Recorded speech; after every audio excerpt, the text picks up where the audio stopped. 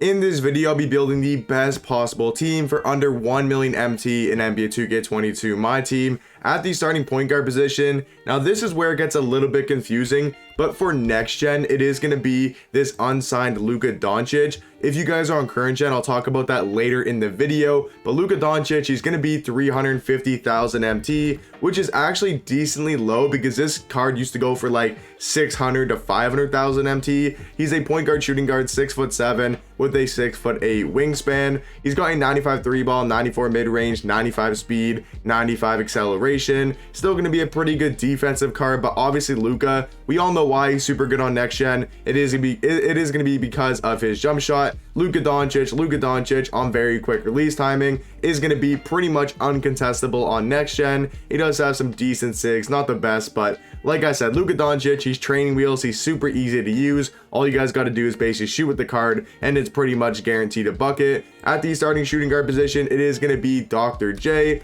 Not sure why my keyboard just stuck there, but Dr. J is going to be our starting shooting guard. Dr. J is around 55 to 60,000 MT. He's going to be a shooting guard, small forward, 6'6", with a 6'11" wingspan. He's going to have a 94 3 ball, 96 mid-range, 96 speed, 96 acceleration. He's going to have some pretty good defensive stats, 95 perimeter, 95 lateral, with a 92 steal. And then he's got a 99 driving dunk, which is really good. And he's also got 95 speed with ball and 86 ball handle. He's going to be a perfect player beside Luka Doncic. He's going to give Luka some help on the defensive end, but if Luka needs a break or you need someone else to score the ball, Dr. J can definitely be your second option, because then at the starting small forward position, it is going to be dark matter Bobby Jones, and he is going to be the lockdown defender for the starting lineup. So Luka Doncic obviously going to run your offense, Bobby Jones is going to be your lockdown, and then Dr. J can do both. He can score the ball and he can play some really good defense. But Bobby Jones here is going to be a small forward, power forward, 6'9",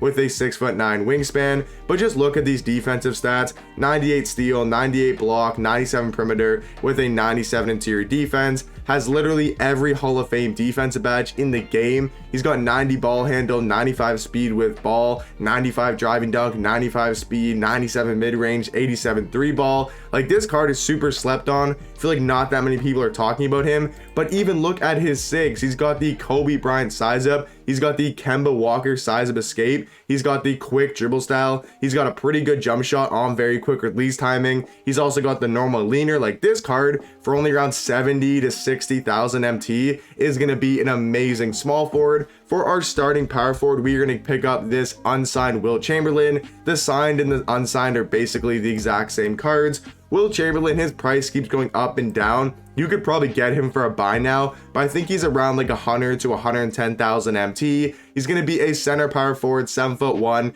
with an 8-foot wingspan. That is actually insane. He's only going to have a 76 3 ball, but if you have a coach boost and a shoe boost, you can easily get that up to an 86 or an 88 3 ball. He's got a 94 mid-range, 95 speed, 95 acceleration, and he is going to be here to play defense. 95 block, 90 steal, 97 interior, with a 90 perimeter defense. He's also going to be really good at going to the basket, but Wilt Chamberlain going to be an amazing rebounder, having tons of Hall of Fame defensive badges. He can even handle the ball a little bit, 86 ball handle, 89 speed with ball. And when you look at his animations, I mean, he's got quick dribble style, so he can move a tiny bit on the offensive end. But like I said, Wilt's there to play defense. He's going to be one of the best defensive power forwards in the game. And honestly, Wilt Chamberlain is a super slept on card. Everyone's saying he's not that good of a power forward, but in my opinion, I'm a massive fan of this Wilt Chamberlain card. To round off the starting lineup for the 1 million MT squad, it is going to be Dark Matter Kristaps. He's actually been very cheap recently. I think like yesterday and maybe even today, you can pick up this card for like 150 to 175,000 MT.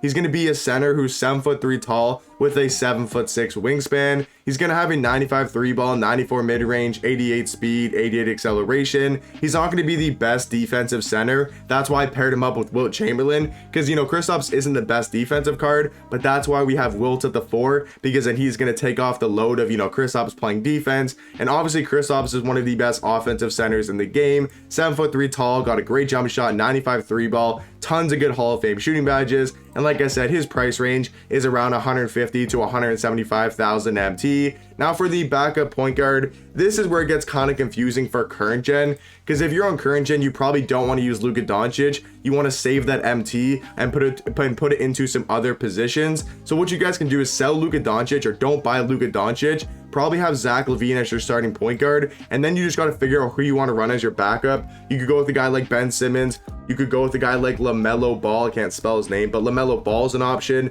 There's a bunch of different options for current gen, so you guys should be able to figure that out on your own. But for next gen, Zach LaVine is going to be our backup point guard. We've talked about LaVine a lot recently on the channel because, I mean, he's just such a good card for only 85 to 90,000 MT. He's a shooting guard point guard, 6'5" with a 6'8" wingspan. I mean, offensively, he's just a demon. 95 3 ball, 94 mid range, 96 speed, 98 driving dunk, 93 ball handle, and has a 94 speed with ball. So this Zach LaVine card, man, super elite. Has a very good jump shot on very quick release timing. He's got a quick dribble style. The Zach LaVine size of escape is actually pretty decent. Guys like Kyrie, Zach LaVine, Cincinnati's Powell all have the same escape, and it is a pretty good escape in my opinion. So Zach LaVine for around 90,000 MT is going to be our backup point guard. Now this is where it gets a bit confusing. If you guys want to spend an extra like 50,000, 75,000 MT and go over the million MT mark, I'd recommend going with this hero Kobe Bryant.